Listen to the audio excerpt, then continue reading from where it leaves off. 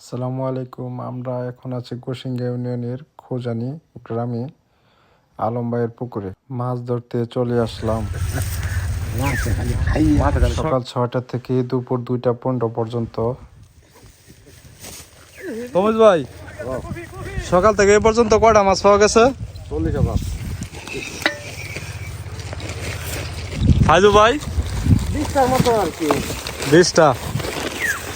20টা মাছ পরে কি কয় টাকা টিকিট? 250 টাকা। মূলত তাদের টিকিটটি ছিল 2000 টাকা কাট। মাছে খায় না বিদায় 500 টাকা কাট করে অনেক দিয়েছে। দুঃখের সাথে জানাচ্ছি যে তারা সকাল থেকে দুপুর পর্যন্ত মাছ ধরছে। এখন তাদের মাছ বসে খায় না, তার জন্য সবাই যাওয়ার জন্য প্রস্তুতি নিচ্ছে।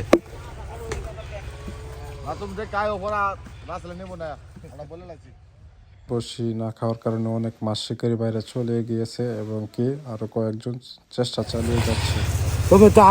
সকাল থেকে দুপুর পর্যন্ত এই যে দেখেন কি মাছ ধরছে তারা, দেখেন কি কোম্পানি মাছ।